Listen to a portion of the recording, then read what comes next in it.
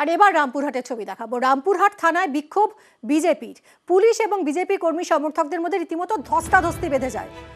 রামনবমীর মিছিলের জেরে অস্ত্র মামলা 11 জনের বিরুদ্ধে অভিযোগ দায়ের করেছে পুলিশ এবং সেই ঘটনার প্রতিবাদে রামপুরহাট থানায় বিক্ষোভ।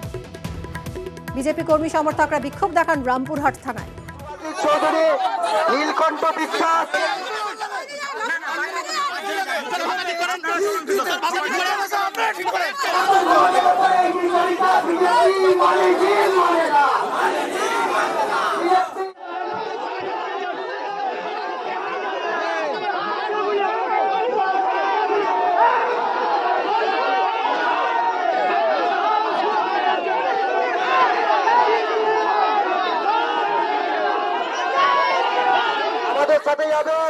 মাননীয় সুভাষিস চৌধুরী। কথা বলবো আমাদের প্রতিনিধি অক্ষয়ের সঙ্গে। অক্ষয়, এই বিজেপি কর্মী সমর্থকরা যে বিক্ষোভ দেখাচ্ছেন, কি কারণ?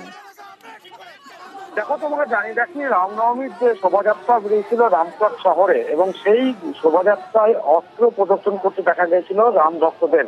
সেই ঘটনার পর রামপুরহাট থানার পুলিশ 11 জনের নামে একটি অভিযোগ দায়ের করে এবং সেই ঘটনার প্রতিবাদে বিজেপি নেতৃত্ব আজকে থানা ঘেরাও কর্মসূচির ডাক দেয়। সেই মতো বিজেপির কর্মী সমর্থকরা আজকে গোটা রামপুরহাট শহর জুড়ে একটি বিক্ষোভ মিছিল করে এবং থানাতে যখন আসে তারা গেট খোলা দেখে একদম থানার ভিতরে প্রবেশ করে।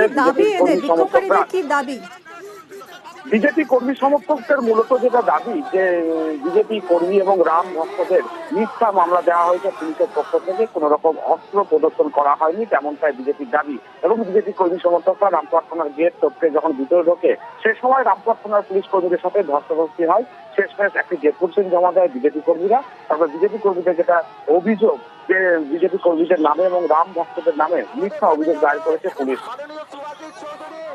নীলকণ্ঠ বিশ্বাস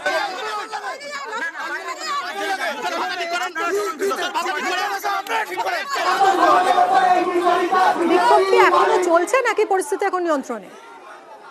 দেখো, কিছুক্ষণ আগেই বিক্ষোভ উঠে গেছে এবং যারা বিজেপির প্রতিনিধি ছিলেন 5 জনের প্রতিনিধি রামপুরহাট থানায় দেখা করেন এবং তারা একটি স্মারকলিপি জমা দেন।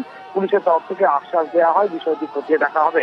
তবে বিজেপির তরফ থেকে হুঁশিয়ারি দেওয়া হয় যদি এই যে অভিযোগ করা হয়েছে মিথ্যা অভিযোগ, সেই অভিযোগ যদি প্রত্যাহার না করা হয় তাহলে জেলা জুড়ে তারা আন্দোলনে ডাক দিয়েছে। অনেক ধন্যবাদ।